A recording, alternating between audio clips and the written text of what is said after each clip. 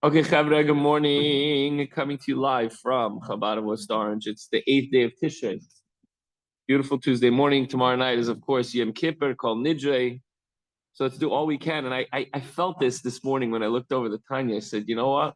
We're obviously, we learned about Shkacha Pratis. We learn about it. We talk about it every day.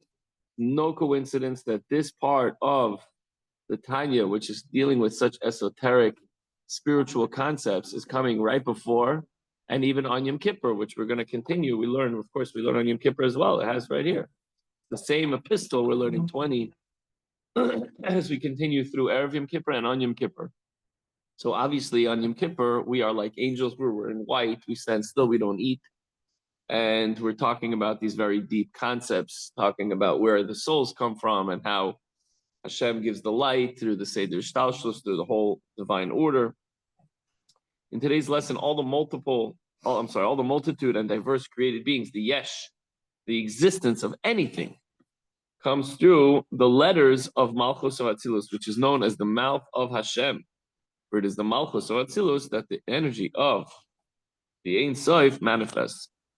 The process of creation that originates from Malchus of Atzilus is termed birth. So when something comes into being, so to speak, that is called a birth.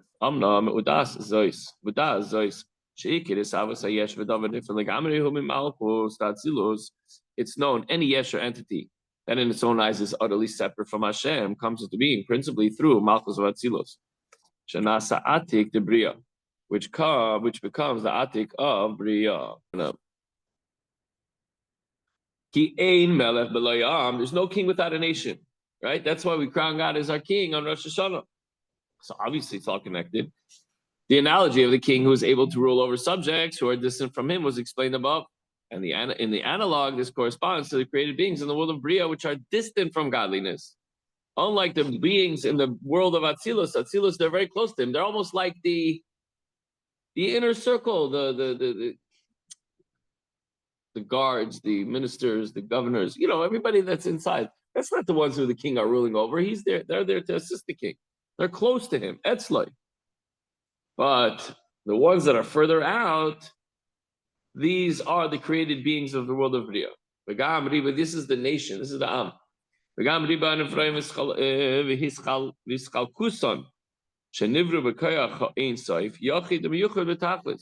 Also the multitude and the diversity of creatures. Though paradoxically they were created by the powerful one, and absolutely uncompounded Ein Sof derives from the multitude of letters that is just from Malchus. When we're talking about diversity of creatures, we're talking about angels and human beings and everything in between. By the word of Hashem, the heavens were made. By the breath of his mouth, all the hosts.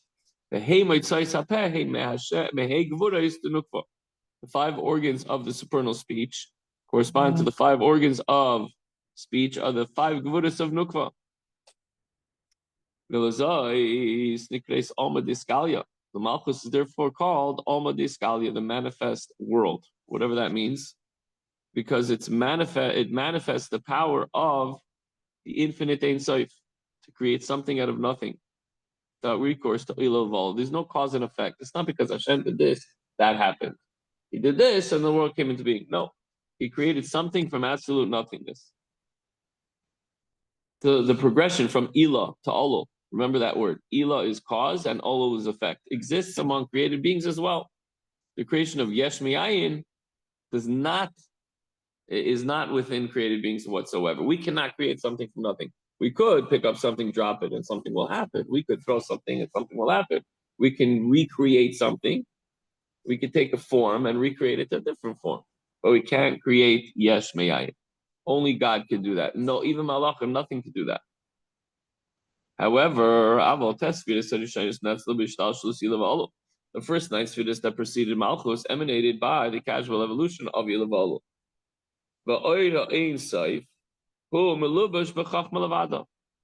So the first 9 Sfiras came from an Ilavolu, while the infinite Ein Sof is vested in Chachma alone.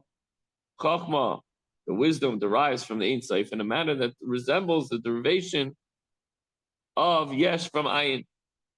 Chachma derives from Ayin. This is the Chachma of Hashem, obviously, the Chachma of the Ein Sof.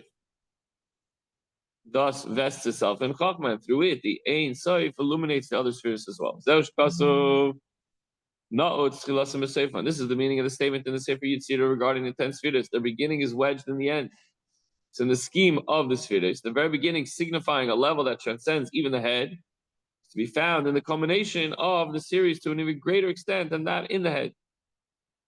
The sphere of Chachma in various is termed the head, Rosh. And the first, Reishis, what does that word remind you of? Very good. The phrase Reishis Chachma, Reishis, right? Reishis Chachma is usually understood to mean the beginning of wisdom, right? But it could also mean Chachma is first. And Malchus is the last sphere. The sphere of Keser, which transcends even the sphere of Chachma, is termed the beginning. So Chachma really comes first. So this is the beginning, which is called Keser, which is wedged, and even more so to be found in the end, Malchus, than in the other spheres, even Chachma. Why? Ki Keser hu memutza bein hamatzil and etzalim v'yesh ba b'china achreina shel ha'in sof. The Keser, what's Keser? It's a crown. Crown sits on top of the Chachma, on top of the head. Keser is the mediator between the infinite emanator, God, and the finite emanated beings, and the lowest level of the Ein Sof is comprised in it. That's why the sphere of Keser, meaning crown, is called Keser Malchus, the crown of sovereignty, as stated in the passage of Tikkun Ezra, which begins with Pasach Eliyahu, Chanan. Supernal Keser is Keser Malchus, for a crown is only for a king, meaning the prime function of the sphere of Keser is to draw down the infinite Ein Sof contained within it into the level of Malchus, which is kingship. V'gam, or sovereignty. V'gam ki b'china achreina de Ein Sof hi Malchus de Ein Sof. Also, Keser is called Keser Malchus, the crown of sovereignty, because the final level of the infinite light of Hashem, all the way down the chain, is the Malchus of Ein Sof. Thus, Keser itself possesses the quality of Malchus. For Malchus is the lower level of Ein Sof. L'chein gam ha-Malchus tatzilus nikra Keser mimata l'mayla. This is a little interesting because consequently Malchus or Atzilus too is called Keser.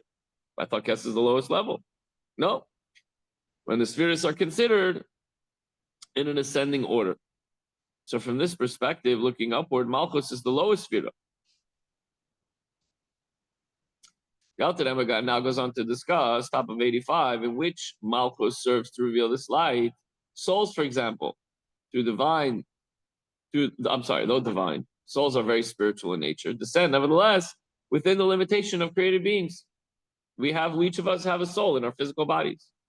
By virtue of this revelatory aspect, Malchus is called Alma Discalia, the manifest world, or almost the revealed world, through which the sphere of Malchus, the Ein Sof light, is revealed within the world. Okay, yes, we can't see it, but it's still, if it's in this world, it means it has to be able to, it has to be able to come into this world. It's a two-pronged approach. Number one, it can be revealed in this world, but on the other hand, it has to be able to be contracted and concealed in this world in order to exist. Magam kibrias haneshamas. So since through Malchus, which is the lowest level of the chain of descent from Atzilus all the way down to Malchus, the creation of souls take place, enabling them to be a yesh, to be in existence, separate entities in the world of Bria. And notwithstanding they're becoming a yesh, they still retain their aspect of godliness. So the neshama, which is inside of ourselves, is taka something. It's there. It's there. Maybe not, we can't see it, but it's there. And it's still spiritual in nature, so it has the best of both. While yet in Atzilus, they have no sense of being a yesh.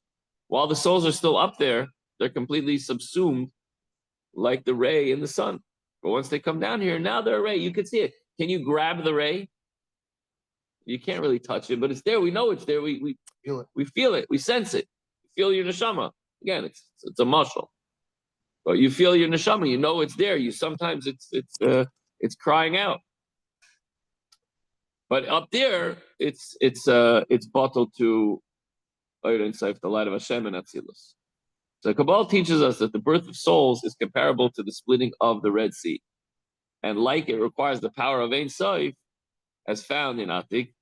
And the Alter Rebbe explains that this. So the fact that a neshama, a spiritual entity, a spiritual creation, with its own, feels it's separate from Hashem in a sense. Of course, it doesn't. It's part of Hashem, but it's Hashem wanted it to go. It's not now traveling, and that can come down into this world. That's like the splitting of the sea. It doesn't make sense. How could it be? How could a spiritual thing come into a physical body?